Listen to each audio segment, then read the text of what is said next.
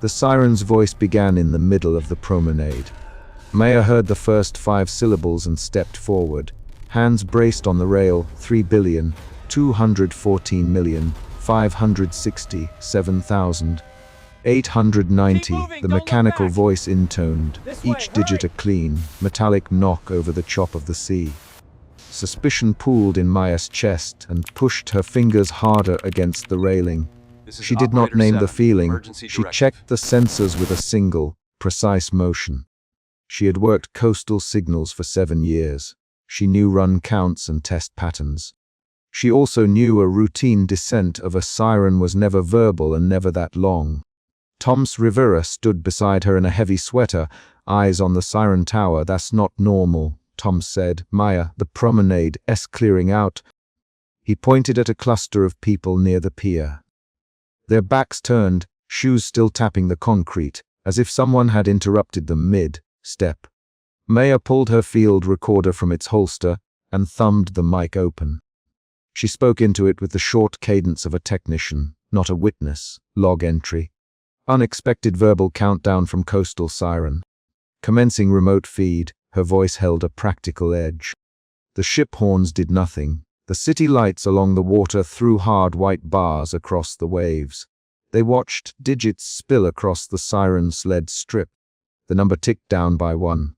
Nearby, a man on the promenade vanished between lampposts. His bicycle fell against the railing with a dull clatter. Thomas swore and bent toward the fallen bicycle. "He was right here," Thomas said, tapping the ground with his shoe. Maya crouched. She ran her fingertips along a mud-caked footprint that ended abruptly at the edge of the boardwalk. She marked the location on her wrist map and spoke the coordinates aloud. Within minutes, Operator 7 routed the municipal emergency channel. The control room's light was the flat white of institutional fixtures. Operator 7's voice came layered and steady into Maya's open recorder. "This is municipal emergency operations. A non-standard siren output has been detected. Maintain distance from reflective surfaces. Await further instructions." The voice sounded like a conditioned calm that had been practiced over years of drills. The word suspicion had not left Maya. It shaped the choices she made next. She climbed with deliberate steps into the coastal signal shack, pulled up sensor logs, and compared timestamps. Proof sat in numbers. A spike in localized temperature sensors that matched each decrement. The log lines showed the same digits, repeated, stamped with their own small static lines. "See this." Maya into the speaker, each drop lines up with a spike. "It's not a coincidence," Operator 7 replied over the open channel with short, exact phrases. "Acknowledge anomaly. Forward all archived protocol files. Prepare advisory copy." The control center muttered with activity. Operator 7 wore his headset, and the institutional badge on his shirt caught a strip of light. He read aloud from a protocol sheet, but his fingers paused over corrupted lines. The corrupted entries bore glyph, like numerals overlaid in a faint red band. "Archived log 527 is altered," Operator 7 said. "Glyph artifacts present." Toms kept moving through the residential streets. He and Maya walked under sodium lights and found doors open, coffee cups cooling on stoops, mobile phones placed face down on porches. Vehicles idled at intersections with their hazards blinking. In one car, a child's seat was unlocked. Toms ran his hand over the upholstery and found a single smudge of seawater. He looked at Maya and asked, "Who leaves a child's seat like that?" Maya traced the smudge with her knuckle and said, "No signs of struggle. They just stopped." She snapped a photo and sent it to Operator 7. The feed from the siren tower glitched, and the numeric voice dropped another count. The number slid down by 1, and the municipal readouts flickered in sympathy. Outside, a storefront mannequin stood midway between displays as if someone had walked away while rearranging clothing. Footprints leading away from the mannequin ended at the wet sand and did not continue. Maya updated the overlay on the field tablet. She layered coastal sensor data with weather buoys and time-stamped cell phone pings. The visualization showed a jagged pattern of red hotspots along distant shorelines. each hotspot mapped to a decremented number on the Siren strip. It mirrors global positions, she said, not giving the thought its own name. She tapped to forward the packet to Operator 7 with a clipped send. Operator 7 ran protocol entries through a local recovery utility and found the corrupted glyphs matched a recurring emblem. A single, pulsing red motif that the team had nicknamed the Aperture.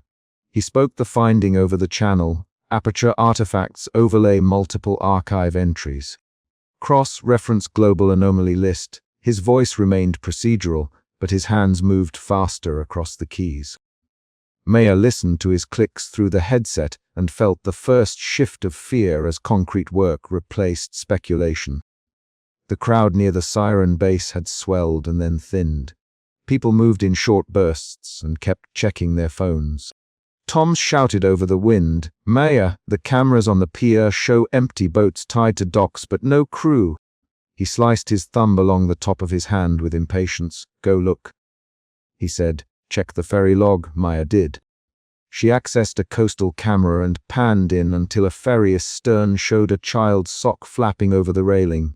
No one was on deck. Maya squinted at the low-resolution feed and said, "Zoom in on the dock side mirror. Do you see the red light?" Tums leaned over her shoulder. "There it is," he said. The reflection in the water glowed faintly red, a pulse like a distant alarm. Operator 7 issued a public advisory that avoided panic, remain indoors, avoid reflective surfaces. Close blinds and cover windows. The line was procedural, but each word picked at the group's tension. A woman on the promenade asked the operator a single, direct question. "Will we get answers?" Operator 7's reply was short. "We will document." Follow directive. That reply shifted the crowd's energy from speculation to a brittle obedience. They found a set of archived airport logs that shared the same corrupted signature. Operator 7 displayed an image on the control bank. A scan of a maintenance sheet with numbers that matched the Siren's first decrements, and a red emblem stamped over the date. He read aloud, "Maintenance log October 9, 2019. Aperture overlay present. Maya, that date there was a storm that knocked out fiber lines then. We patched routes." Her voice flattened into a technical recitation. Suspicion moved into urgency as she realized the pattern stretched further back. Tom led a sweep through residential blocks. He and Maya found shoes hanging off a low fence and a child's drawing stuck to a mailbox by a thumbtack. The drawing showed a tower and a small red circle. Tom tapped the drawing with a finger. "I know this family," he said. He read the address aloud and Maya keyed it into her tablet. They approached the house with their flashlights raised. The door was ajar inside, a single coat lay on a chair, and a kettle on the stove had run cold. A child's bed was made, the covers folded tight. No sign of blood, no forced entry. Tums called the family's name. There was no answer. Maya's hands trembled while she maintained her steady voice in the recorder. The trimmer signaled another emotion shift. Clarity replaced raw fear. She moved through the rooms in methodical checks. Circuit breaker, router status, window locks. At the back porch she found a mirror leaning against the wall. Its surface warped under a thin film of salt. She pulled a rag and wiped a vertical stripe clean. In the stripe, numbers flashed briefly, like a ghosted overlay. She stepped back and the numbers were gone. She allowed, "Do not look into mirrors." The sentence was a directive and an offer of strategy at once. Operator 7 patched a live feed into the municipal network and narrated as he scrolled through a corrupted archive. The aperture appears in reflections and on device displays. It precedes anomalous departures by the interval of each decrement. He read the sequence and then stopped. His fingers hovered. Tums leaned into a console and demanded, "How do we stop it?" Operator 7 answered with the language of procedure, "We attempt isolation. Cut non-essential feeds, remove mirrors from public areas, limit reflective surfaces in evacuation routes." Maya volunteered to climb the Siren Tower. Her decision came without flourish. She secured her harness and checked the rope, then told Toms and Operator 7, "If the feed is physical at the source, I can try to sever it. Tums protested. Maya, the reports show it affects devices as you work. You can go alone. Maya put her hand on his sleeve. Then come with me. Thomas, Operator 7. Keep this channel live. Guide us. There was a fast exchange of logistics over the headset. Ropes, ladder inspection, wind readings. The team moved like a trained unit. They arrived at the Siren Tower as the countdown approached a lower order. The air along the catwalk smelled of wet metal and ozone. Wind clawed at their jackets. People gathered below and watched with phones raised. Maya climbed the ladder 2 rungs at a time and felt the tower shudder. Toms followed, keeping his hand close on the rail. Up on the catwalk, the Siren's housing rotated slowly. Its internal panel emitted a cascade of digital glyphs that pulsed in red and then streamed down in numbers, as if gravity itself were pushing the digits into the world. Maya found the feed panel and saw the cable clusters humming with static. She reached for the main disconnect with gloved hands and began to cut. Operator 7's voice came tight through the headset because he was monitoring many channels at once. Maya, the archived overlays show the aperture manifests when hardware is disturbed. Cut at the coupler, not at the panel. Maya paused, then angled the wire cutters. The cutters snapped a copper braid with a harsh metallic sound that echoed like a snapped bone. When the cable severed, the panel flashed and a low mechanical counting started in the air, layered and humanless. The digits swam in Maya's vision as if superimposed. The tower's paint reflected a red emblem that rode the metal like sweat. Tums shouted, "Maya, climb down." His voice doubled with panic. She pulled free a second cable and the counting sped up. The catwalk vibrated. The Siren manifested through equipment. The radio units hummed and their screens filled with the aperture emblem. The numerical trail flowed in a ribbon and sought out reflective surfaces. A maintenance mirror mounted near the panel rippled, and a sliver of light detached and began to crawl away like a crawling mote. Maya felt a pressure at the base of her skull and her fingers loosened on the cutters. Her breath shortened. Her motion became a repeating, focused set of actions: cut, hold, isolate. That repetition steadied her. Thomas braced himself as a band of light washed the catwalk and a man from the crowd below simply stepped forward and vanished between bolts. The crowd gasped. A quick set of people scrambled back. Operator 7 shouted, "Seal the base. Lock down perimeter." He keyed commands into the municipal system, and the networked gates slid closed with a slow hydraulic sigh. The action introduced a new immediate problem. Vehicles already on the access road were trapped behind the gates. Maya found the main breaker and moved to flip it. The breaker stuck. She cursed, and her language cut through the static. Toms leaned in and pushed with both hands. Sparks showered. The Siren's counting stuttered, then dropped by a chunk. The sound became a low mechanical concatenation. The numeric voice receded and then reasserted itself at a lower figure. The catwalk lights dimmed and a reflection of the red emblem lingered on Tum's face. Then the system failed in a way that did not end. The broadcast snapped. The municipal channel fell into looping interference. Static replaced Operator 7's voice for 3 long beats. Maya's recorder captured the loop as a series of thin pulses. When the voice returned, it was altered, shorter, with a procedural addendum: avoid reflective surfaces. This is not localized. Further counts detected elsewhere. The advisory left a brittle instruction in place. That instruction became their fragile survival rule. In the aftermath on the catwalk, people moved with small, precise gestures. Toms hugged himself and counted breaths. Maya checked equipment and logged damage with steady notations. Operator 7 issued a final directive through the municipal loop: catalog all affected devices. Report any immediate disappearances to this channel. Maintain radio silence for non-essential chatter. His voice then dropped into a sustained static tone, and the feed cut, leaving a thin loop of interference, and a single residual phrase echoed 3 times. Avoid reflections. Maya made a choice. She recorded a short message into her field recorder. Date, time, coordinates, initial count, observed disappearances, Aperture emblem sightings. She sent the file to Operator 7's secure drop. The action sealed the chapter's concrete outcome. A partial severance of the Siren feed, a series of recorded losses, and a new procedural rule that survivors would have to obey. Toms folded up the child's drawing and put it into his jacket. Before they descended, Maya looked out over the water. A red light pulsed on the far horizon, and then winked out. She tightened the straps on her harness and started down the ladder. The final paragraph contained no reflection about fate or meaning. It recorded a present action that continued the immediate scene. Operator 7's voice returned once more through a patched channel with precise words. Do not look at reflections. Evacuate along covered routes. Monitor for pattern shifts. The line ended and a single, clear knock sounded on the tower's metal.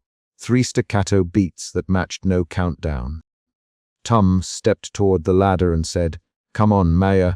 She nodded and climbed the last rungs, and as her foot crossed the threshold of the tower platform, the municipal feed dropped into a sustained loop of static, and a faint red numeral ghosted across Maya's visor. Maya pressed her back flat against the pier rail when the man opposite Tom's shimmered and then vanished into a field of grain. Suspicion sat under her ribs. She tightened her jaw and kept her free hand on the field recorder at her belt. Waves hit the piling with a steady slap. The Siren's counter had dropped again while the sun still hesitated below the horizon. Concrete stakes were immediate. A neighbor gone, a warped pocket watch on soaked boards, and a count that matched no clock Maya owned. She moved forward with measured steps, boots hitting damp wood.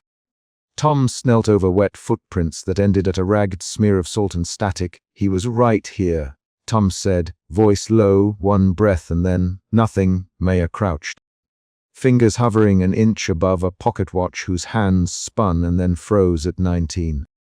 She photographed the watch, then clipped the portable recorder to the rail and spoke into it, slow and clipped for later transcription. "Maya Ellis, Coastal Sweep Team," she said. "Witness. Tom's Rivera. Evidence. Pocket watch stopped at 19 minutes past the hour. Footprints end 20 centimeters from rail."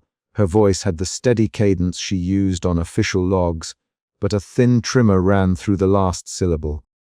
Suspicion pushed her to test instruments, not to speculate. She switched the recorder playback and heard the Siren's last line fade into a metallic knock. The recorder displayed a spike in the telemetry at the exact moment the man vanished. Toms kept folding his arms, eyes on the horizon. "This started after that first call," he said. "That voice on the promenade. I heard the numbers." "You heard it too, Maya," he her name like a plea. Maya looked at him, then at the shore, where people used to stand and now stood empty. She had the memory of the first shout, Operator 7's low timber cutting a local feed, carved into the back of her teeth. The memory was a fact she would log again. The field van's engine coughed as Maya radioed Operator 7. "Operator 7, this is Maya Ellis on site at Pier B. One civilian unaccounted for. Recorder shows signal spike concurrent with disappearance. Requesting sweep protocol." She kept her words procedural. Suspicion turned to urgency. She could not wait for orders while coastline and people changed. The Siren's counter was not abstract. It moved instruments and geography. Operator 7 answered with that flat, clipped tone she had come to trust. "Copy. Hold position. Do not cross the erosion line. We are patching the relay now. Repeat. Do not cross the erosion line." The voice sounded distant through the headset, like someone in a control room separated by glass. Maya glanced at Toms. He looked at the exposed shoreline below, where the sand had bitten into rock in a fresh notch that had not been there yesterday. Maya and Toms moved together down the pier, careful to keep their boots on intact planks. The exposed erosion line cut the beach in an angled scar. Instruments on her belt reported another drop in conductivity, while her field thermometer jumped 3 degrees Celsius. Doubt prickled. How could a count on an air siren change mineral readings? Maya swore under her breath and tapped the recorder. Toms crouched to read glyphs pressed into wet rock. Short numeric grooves repeated in a rhythm that matched the siren's beat. "Those marks weren't here this morning," Tums said. He flattened his palm over the grooves, as if feeling the numbers could make them explain themselves. He sounded breathless in a way that had nothing to do with running. "I fished this line for 30 years. I know the rock." "Those are not human marks," his voice broke on the last 3 words. Maya photographed the grooves and sent 2 shots to Operator 7 with minimal data headers. The operator slog tone rose in the channel, confirmed receipt. "Telemetry shows concurrent drop across 2 sensors. We are elevating to regional. Keep distance from glyphs and report physical changes." That was standard procedural. Maya felt a new shift under her ribs, a narrow, steel resolve sharpening at the edges. Doubt gave way to action. If those glyphs responded to the count, she needed to test proximity effects. They walked the erosion line, boots scuffing soft sand and small slick stones. Instruments on Maya's belt trended downward. The numeric display lost 2 digits in a blink, then stabilized. She held the recorder up and watched the numerical readout jump downwards while her breath fogged in the cold air. An instrument she had trusted for years now matched the siren's cadence. The realization made her grunt out a single curt sound. "Maya," Thomas said, "if this thing is moving the shore, people could wake up with nothing left where they stood." "My niece, she left for the dawn market. She was on the wharf at 5. If the shoreline folds, she could be gone." He looked at Maya and then at the town. Protective logic drove him. He needed answers more than protocol. Maya nodded. She kept her reply short. "We checked the wharf. We call teams. We done send civilians near the line." That was procedure and a promise. At the signal van, Maya strung a temporary relay between her recorder and the central console. The relay hissed and then spit static. The siren's count dropped again. Operator 7's voice came through with a different register, like a recording run through 2 decoders, international feed corrupted. Timestamp skewing. Override recommendation. Field tracer deployment on primary tower. Operator 7's next sentence arrived as an order. A shift pushed through Maya. Suspicion to resolve had already become personal when her wristwatch stuttered and then re-synchronized to the siren's counter. Her analog watch had been a practical item, leather strap and a scratched face. Its hands never matched radio counts. Now its second hand jumped ahead in a mechanical stutter, then slotted into a cadence that matched the siren exactly. Maya looked down at the watch, fingers closing on the strap until her knuckles whitened. Her pulse lengthened. Fear arrived, tight and physical, because the effect had moved from instruments into her skin. "My watch, Maya." She lifted her wrist for Tums to see. "Tums, this watch is synced to that number." "It shouldn't be able to do that." Her voice was flat. The fear showed in the way she kept tapping the tracer port on her belt. She refused to let it make her hands slow. "Operator 7, the tracer needs to be deployed. If this signal is rewriting instruments, we need a footprint on the primary siren." She spoke, then paused as the relay crackled. Operator 7's reply drifted in a procedural sigh. "Protocol prevents field deployment without tower clearance. International feed indicates interference but recommends tracer to local site. Accept risk." The operator's phrasing left no moral flourish, only choices. Maya swallowed and felt a shift. Resolve hardened into a willingness to assume risk. Her hands moved before she gave herself permission. She slotted the tracer into her pack and shoved a coil of cable over her shoulder. Tums argued in a low rush. "You can send her up there, Maya. You're not a climber. You fix equipment, not fight whatever this is." His voice cut, sharp with worry. Maya turned and looked at him. "Tums, I called it in. Operator 7 ordered it. I can climb. I can reach the horn and set the tracer. That's our chance to get a red at origin." He folded and unfolded his hands, the old fisherman trying to bargain with technical reality. They drove to the tower in the grey light. The siren loomed as a silhouette against the muted sky. A tall lattice, the radial lamp dark but for a faint red smear in its center. Sea spray hit the windows with salt. The road to the tower showed fresh ruts and a new notch where the surf had pulled a strip of asphalt into the water. Maya parked and checked harnesses. Her wristwatch ticked in perfect measure with the Siren's numeric trace. At the tower base, security was thin. A temporary cordon of orange ribbon fluttered in the wind. Operator 7's voice came through in Maya's ear. Ascend with caution. Field tracer must be secured at Horn Splice. Watch for thermal spikes and sample drift. Repeat. Avoid bodily contact with unknown artifacts. The voice had an institutional calm, but she could hear the tension behind it as channels opened. Maya clipped in, feet finding rungs. Each rung made a metallic clang that echoed down to Tums. He stood below and shouted numbers as a kind of countdown for safety. Maya, 10 meters. Maya, 20 meters. His lines were short and steady. Maya breathed in through her nose and out. Her hands smelled of salt and metal as she climbed. She felt the Siren's low tone in the bones of the tower. The numeric trail on her recorder accelerated.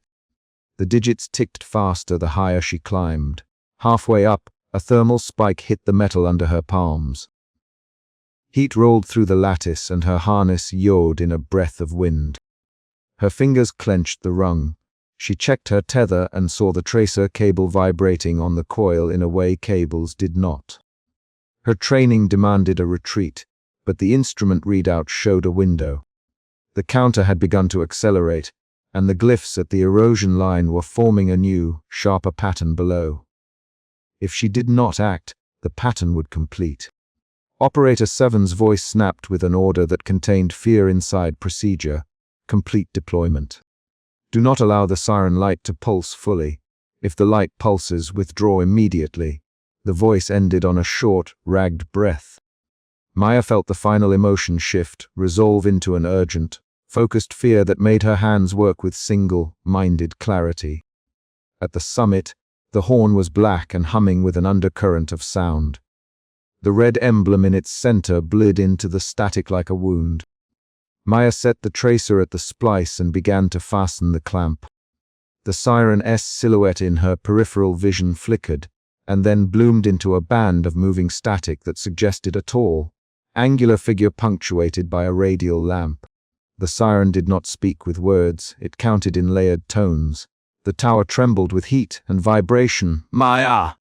Tums shouted from below. His voice was thin through the wind. Maya, we have receding surf at shore 3. Those words knocked the plan. The ocean had pulled back like a hand, beach gone in strips.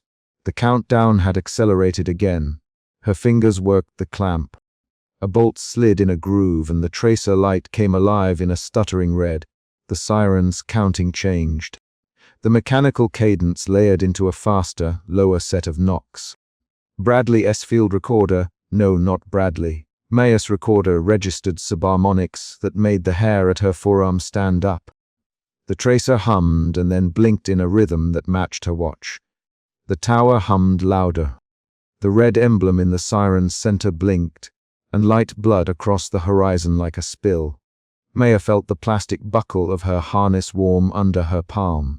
Below, Tom sparked one more line: get down. Now! The cliff edge, it's breaking away. He shouted numbers, and the sound of collapsing rock rolled inland. The shore under the tower gave a wet moan, and then a clean bite as a strip of asphalt and sand fell into the sea. The world rearranged itself in a practical, measurable way. People on the bluff began to run, coats flapping, voices thin and high. Maya's hand hovered over the final switch. She could withdraw the tracer and try to cut the link, or she could switch the tracer to active and hope it created a stable read without completing whatever the Siren sought to do. Operator 7's voice came through again, breathless with command. You have authorization. Activate tracer. Record all readouts. Do not touch the horn face. You are the sample. Maya swallowed. Her palms shook so the harness creaked. She flicked the switch. The tracer pinged a response and then sent a return waveform that Operator 7 started to read aloud. Return amplitude spiking, thermal delta increasing, glyph propagation accelerating along coastline nodes. The words were quick, clipped, Then Operator 7's voice broke into half sentences as the feed glitched. Repeat. Tower heat. The audio collapsed into static and a single mechanical count that no human vocal cord could produce. Something in the static shifted shape. The Siren's emblem opened like a pupil and focused on the tower. Maya felt a pressure in the air like someone taking a large breath directly behind her. The static became texture. She could see numeric glyphs moving across the Siren's surface, a pattern that aligned with the numbers on her recorder.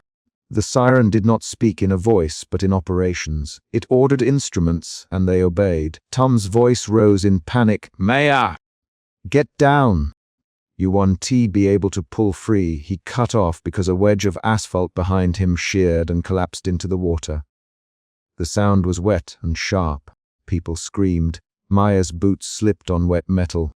The tracer transmitted one final data packet before the signal folded into a high, pitched keening that made the world taste metallic in her mouth.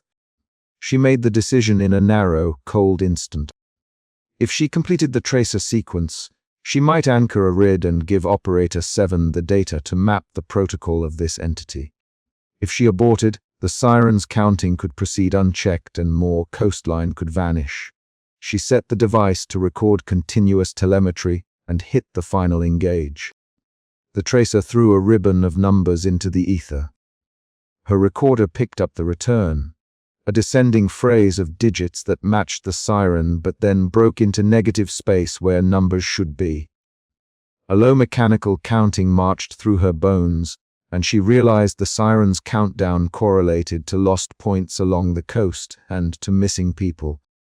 The tracer locked on a sequence and began to trace back across the numeric glyphs in the shoreline. Operator 7's voice returned for 2 clean orders before the feed severed. Archive incoming read, evacuate to high ground. Protect survivors. Then the audio folded into a steady loop of a single 3-note alarm and gone. The tower shuddered. Maya felt the harness strap cut into her shoulder as the platform jolted.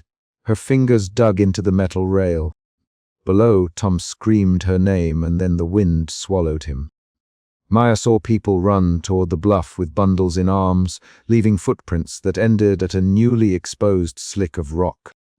Her hands were steady enough to clamp the tracer free and pull the coil back into her pack. She began the descent. Each rung felt less secure than the one before. Abruptly, the tower lurched and a shard of white noise slammed across her headset. She nearly lost her grip. A chunk of railing snapped with a metallic twang. The tower oscillated, and the Siren's emblem flared a single hot red that left an afterimage on her retina. When she reached the bottom, Tom S. grabbed her by the shoulders and held on as if the simple contact could ground them. "Maya," he said, breathless, "get inside. Get in the van." "We move inland," he kept his voice short, full of protective urgency. People were already packing cars along the access road. A woman with a child ran past, leaving a hat where she had tripped. Tom shoved the hat into a plastic bag as if saving one small, concrete thing mattered. Operator 7's feed returned briefly as a fragment. Casualties reported at Sector 7. Tracer returns anomalous negative delta. Shutdown initiated on secondary nodes. Survivors must monitor frequency for patch updates. The line went dead again. Maya called up the tracer readouts on her tablet and scrolled through a stack of numbers and thermal maps. The tracer had documented a pattern. Each decrement in the Siren's counter aligned to a sudden temperature delta and a localized disappearance. The pattern wasn't T-symbolic, it was operational. An argument started in the van between Tom S. and a volunteer who had come to help. "You shouldn't have sent her up," the volunteer said. "That woman's alive because of you." Tom snapped back. "She went because it needed doing. She kept people alive. You don't get to tell her she shouldn't have tried." The exchange was 3 short lines, quick as the rules demanded. Maya listened with fists unclenching and then clenching. The mid-chapter shift hit like a diagnostic update. The tracer showed a counter signal reversing at one node, numbers sliding back by a few digits instead of descending. Maya's tablet highlighted a small coastal inlet where the temperature had dropped rather than spiked. She tapped to zoom and saw the glyphs there dissolving rather than sharpening. For a moment, there was a sliver of clarity. The Siren's protocol might have exceptions, or someone else had interfered with the process. Hope flickered and then died as quickly as it had come when the main feed spat out a truncated audio clip of the Siren layered over what sounded like a human voice saying, "Do not celebrate," the clip repeated twice and then collapsed. Thomas watched the clip with a stunned silence, then said, "My niece never made it to the market. Her stall was empty this morning." The information landed like a hard stone. Maya's mouth went dry. She jotted coordinates and had Thomas describe the routes he had last seen his niece take. They organized a small search team, but the erosion line had changed the map. A dock that had been there hours ago now hung like a broken finger above open water. They found one concrete clue at the erosion line, a pocket of sand where the glyphs formed a shallow bowl. Inside, a small pile of shells arranged in a ring and a scrap of woven fabric identical to the hat Maya had seen tossed earlier. Thomas picked the fabric up, fingers shaking. "She liked the color red," he said. "Always kept a bit on her scarf. She knot it like that when she worked." The detail was precise and human. It tethered loss to a person rather than an abstract statistic. A fresh dispute erupted when Operator 7 issued a command over the open channel. Standing order: do not attempt to replicate tracer without authorization. Any unauthorized deployment will be logged as breach. Thomas shouted back at the headset, "We need more tracers. People are missing. You want logs or lives?" His voice rose through 3 quick retorts. Operator 7's answer was a clipped refusal and then silence. The argument forced a choice. Follow protocol entirely and wait for coordinated support, or improvise and risk creating more error. Maya turned the decision over in her hands like a small, hot stone. She chose compromise. She allocated the single remaining tracer to a remote node that the tablet flagged as a weak return. Thomas helped secure the cable. Maya handed him the coil and gave a terse set of instructions. Their work was all action. There was no time for speeches. They drove to the inlet marked by the tracer and set the device on a boulder at the glyph site. The tracer hummed and then pulsed red. For 5 minutes, nothing beyond the normal hiss of waves and gulls occurred. Then the device emitted a sharp, single tone and stopped. Maya's tablet recorded a negative delta and then a clean spike, an anomaly that did not match the earlier pattern. On the device's playback, the tracer had captured a short recording. A woman saying, clear and grounded, "We took the wrong road." The voice was not the Siren's mechanical counting. It was human, confused and small. The clip ended with a hum of static and a number that did not belong. A prime-looking sequence that matched neither the Siren nor any registry Maya knew. That revelation created a twist in the chapter. The Siren's procedures were not entirely automated. Some human transmissions had been layered into the signal. It suggested either mimicry or that someone else had been pulled into the cascade and left behind human traces. Maya felt a new emotion. Pained curiosity. She needed to know if the voice belonged to someone alive, or to someone already consumed by the protocol. She resolved to filter the tracer returns for voice prints and to cross-reference missing person reports. An external event broke the immediate work when the control room logged a new casualty. A schoolteacher had been found standing in an empty road at dawn, palms open, heat-marked skin where the sun had not yet risen. Operator 7's voice read the log in clipped form and then added a directive. All survivors to register at command. Evacuation lanes Alpha and Beta open. Prepare for controlled withdrawal. The command forced movement. People gathered in clusters, some crying, some shouting names into their phones. Thomas grabbed Maya's arm and set a pace toward the registration point. At command, Operator 7 waited behind a small desk with printed protocols and a laminated card on the table. He looked older than the photograph on his badge suggested. When Maya handed over the tracer logs and the time-stamped images, he inspected them without raising his face. He read numbers and nodded. "You caught the reversal at inlet 4, he said. His voice had gone procedural again, but not without wear. "Good. That means the system is not uniform. We can exploit local reversals to create safe corridors, short windows where the count pauses or retreats." The statement carried a cautious hope. "Tom's leaned in so we can pull people back?" he asked. His voice was a quick burst. Operator 7 was blunt. "Not rescue, stabilize. Reduce loss. We will not guarantee return for all. But targeted corridors reduce disappearances if timed with tracer locks." He spoke the words like a technician reciting tolerances. Maya felt the emotional ground shift.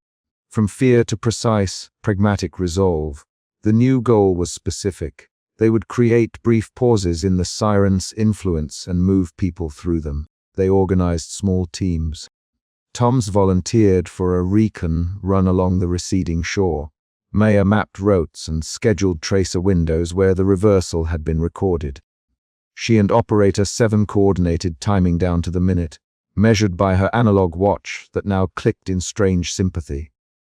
The watch was no longer a personal object. It had become a timing instrument linked to an external system. On the third movement, as teams moved a group through a corridor near the ruined dock, the air lined with a low, animal keening that rose when the Siren's count dropped. People moved with quick, clipped steps, clutching children. A woman stumbled and Toms grabbed her elbow and dragged her forward. They made it across a strip of sand that had been exposed minutes earlier. At the far side, the sand collapsed behind them with a wet sound like cloth tearing. The corridor closed. For a handful of breaths, the group stood on stable ground and then looked at each other with a wariness that wasn't only from exertion. After hours of coordinated movement, the immediate evacuation had saved dozens, but the cost was clear. Each pause required a tracer lock, and each lock required a person close enough to the Siren to risk contact. Maya had seen the list of losses. People she knew by face, by habit, now appeared on casualty reports as coordinates and numbers. Tom's cis-niece remained unaccounted for. Night fell with a different edge. The Siren's red emblem glowed on the horizon like a distant lighthouse of threat. Operator 7 convened a small debrief. The team gathered under a tarp in the control room vestibule. Lights were low by necessity. The mood was procedural but raw. Operator 7 read a short set of new rules that would be logged into the broadcast.